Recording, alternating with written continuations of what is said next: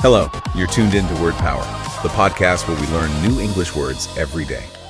Hey everyone, and welcome back to the podcast. This is Zia, and I'm super excited for today's episode. We're diving deep into something truly fundamental: reflection and growth. It's episode 13, and we're going to tie in some threads from past discussions, especially from episodes 1, 2, and 7. And I'm Jane, thrilled to be here with you, Zia.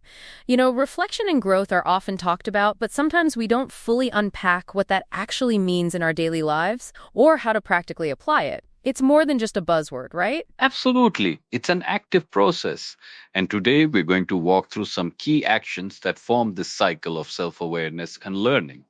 We've got a fantastic set of words to guide us: observe, perceive, adapt, develop, reflect, learn, and insight. Plus, we'll even throw in some practical tips on learning new vocabulary, pronunciation, and spelling, which is all part of this continuous growth. I love that. It's like a toolkit for personal and intellectual expansion. So, where do we start? I imagine observe is pretty foundational, wouldn't you say? Definitely observe. Think about it. It's about paying close attention to something, to really notice what's happening around you or within you. It's not just seeing, it's seeing with intent. Like if you're trying to learn a new skill, you first observe someone doing it, or you observe your own attempts. Phonetically, that's obsere. It rhymes with reserve, kind of. Right, observe. And I think this connects back to episode 1 where we talked about setting intentions and understanding our starting point. You can't really set meaningful goals unless you first observe your current situation, your habits, your strengths, your weaknesses. It's the raw data collection phase. Exactly. You observe the symptoms before you diagnose the problem, right? Or you observe how a native speaker pronounces a tricky word before you try it yourself. It's the first step in gathering information. Okay, so once we've observed, what's next? You mentioned perceive. How does that differ from just observing? Perceive is where it gets interesting. While observe is about noticing facts, perceive is about how you interpret or understand those facts. It's percere, like believe. So you might observe someone frowning, but you might perceive it as anger or maybe just intense concentration, depending on the context and your own biases. That's a huge distinction. So observing is the input and perceiving is the processing of that input. Our perceptions can be so subjective too. Two people can observe the exact same thing but perceive it totally differently. Precisely. And this is vital for self awareness. You might observe a pattern in your own behavior, say procrastination. But how you perceive that, do you see it as a character flaw or a signal that you're overwhelmed or lacking motivation in that specific task? That perception dictates your next move. That makes so much sense. It really opens up possibilities for change when you shift your perception. This touches on episode 2, where we talked about identifying challenges and reframing them. Instead of, I'm bad at this, it could be, I haven't found the right approach yet, or I need more support here. Exactly. And once you've observed and perceived, you're ready for the next step: adapt. To adapt means to adjust or modify something to suit new conditions or a new purpose. Adapt like a cat. You adapt your strategy when the old one isn't working. So you observe the results of your study method, you perceive that it's not as effective as it could be, and then you adapt your method. Maybe you try flashcards instead of just rereading notes. It's about being flexible. Right. It's about taking action based on your observations and perceptions. If you're learning a new language and you observe that you're struggling with conversational fluency and you perceive that it's because you're too focused on grammar rules, you might adapt by spending more time listening and speaking, even if it's imperfect. That's excellent. And adapt often leads directly into develop, doesn't it? To develop means to grow or cause to grow and become more mature, advanced, or elaborate. Develop, with the emphasis on the second syllable. This is the long-term process. Yes, develop is where you see the fruits of your adaptation.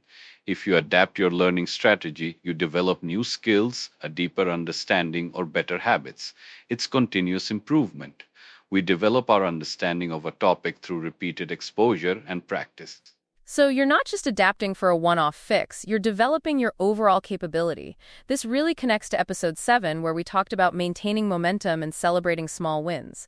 Each adaptation and development is a step forward, a win in itself. Exactly. You're building upon what you've learned. And this brings us to the core of our episode, I think: reflect. To reflect means to think deeply or carefully about something. Reflex, like collect. It's that conscious pause, that mental rewind and review. Reflect. This is crucial because without it, we might just keep observing, perceiving, adapting, and developing without fully understanding why or how it's working, or even if it's the most efficient path. It's like stepping back to see the whole painting instead of just a single brushstroke. Totally. You reflect on your week, your project, your interactions. What went well, what didn't, why. It's how we consolidate our experiences into actual learning. For instance, when you're trying to master a word like onomatopoeia, on u mat u pi u, you might reflect on what pronunciation tips worked best for you, or which spelling tricks stuck. Statistic. That's a great example, and this leads directly to learn, which is the ultimate goal, isn't it? To learn means to gain or acquire knowledge of or skill in something by study, experience, or being taught. Learn, just like it sounds, very straightforward. Indeed, learn is the outcome of this entire cycle. You learn a new language, you learn about yourself, you learn a new skill. It's the cumulative effect of observing, perceiving, adapting, developing, and reflecting. Without reflecting, our learning often remains superficial or doesn't stick as well.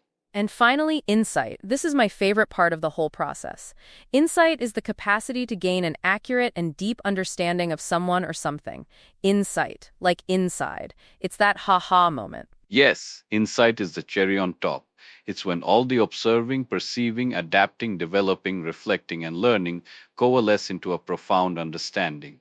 You suddenly get why something happens the way it does, or you understand a complex concept on a deeper level. It's not just knowing what, but knowing why and how it fits into the bigger picture. So to recap these vital steps, we observe the facts and data, we perceive or interpret what those observations mean, we adapt our actions or strategies based on our perceptions, we develop our skills and understanding through these adaptations, we reflect on the whole process to solidify our experiences, and through all of this, we learn and ultimately gain valuable insight. Exactly. It's a beautiful continuous loop, and this whole framework is incredibly useful when you're trying to tackle something like expanding your vocabulary, which we promised to talk about. It's not just about memorizing words, it's about engaging with them. Right, let's dig into that. So, when you encounter a new word, say ubiquitous, ubiquitous, what's the first thing you should do? Apply our framework. Precisely. First, observe the word, look at its spelling, listen to its pronunciation. Is it like anything you've heard before? Next, perceive its context. Where did you encounter it? What was the surrounding sentence? Try to guess its meaning based on that. Then, adapt your approach to understanding it. Maybe you look it up in a dictionary for a precise definition, or you use an online tool that gives example sentences. You're actively engaging with it. And through that, you start to develop your understanding of the word. You see how it's used, its nuances. Then comes the reflect part. How does this word fit with other words I know? Can I use it to describe something in my life? This is where you make it personal and cement it. Which leads to learning the word. You now know its meaning, its sound, its usage. And often, that leads to an insight about how that word enriches your expression or understanding of a concept. Exactly. Now for specific tips on vocabulary. For pronunciation, always try to hear the words spoken by a native speaker.